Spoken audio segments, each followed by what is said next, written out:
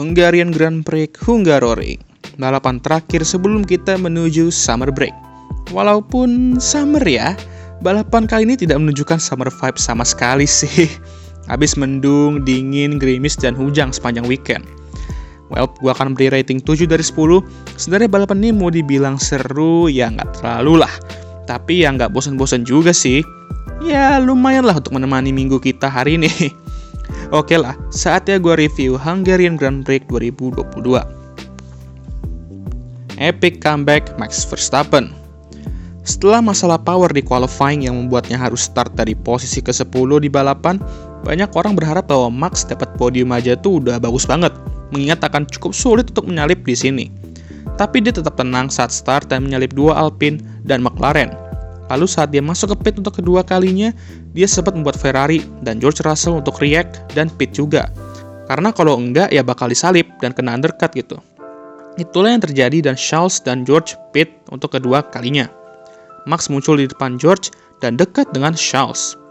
Ban hard juga merupakan ban yang lebih baik dihindari lah, karena akan butuh waktu lama untuk warm up dengan cuaca yang cukup mendung dan dingin. Itulah yang terjadi ke Charles dan Max menyalipnya untuk net posisi pertama. Beberapa saat setelah nyalip, dia spin dan harus turun satu posisi. Hoki juga sih dia nggak harus turun posisi karena ya Checo dan George juga deket banget saat itu.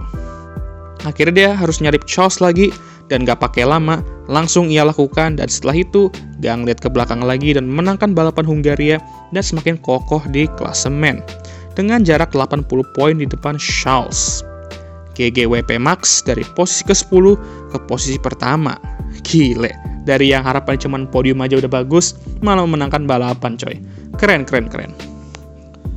Ferrari lagi dan lagi blunder. Kayaknya suatu balapan tanpa Ferrari blunder tuh kayak ada yang kurang gitu ya. Sebenarnya awal-awal tuh ya mereka kelihatan nyaman-nyaman aja sih. Apalagi setelah Charles menyalip George untuk posisi pertama setelah pit stop dan sempat 5 detik juga jaraknya saat itu.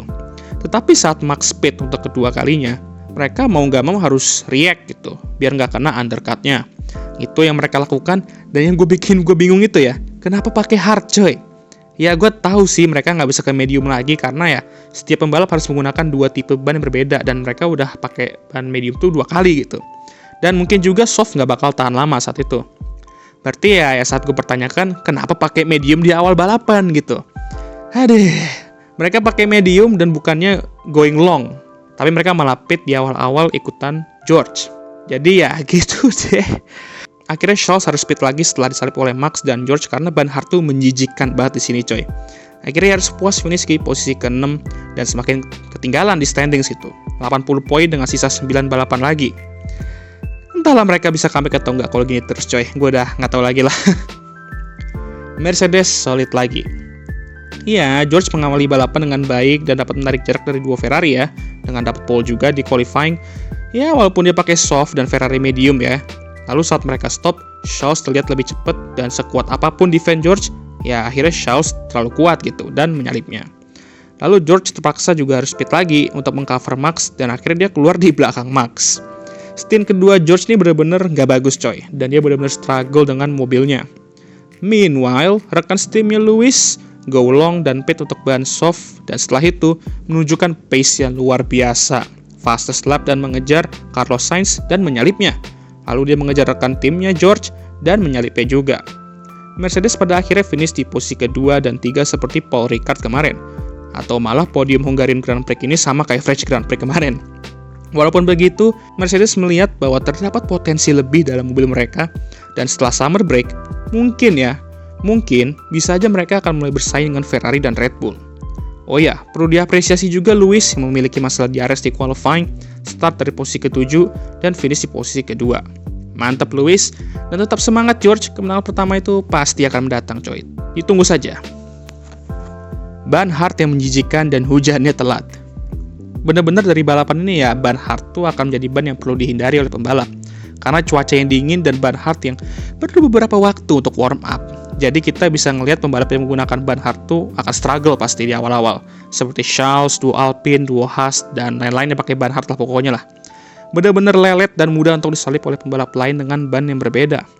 Sayang sekali, hujan juga turun di saat yang gak tepat coy.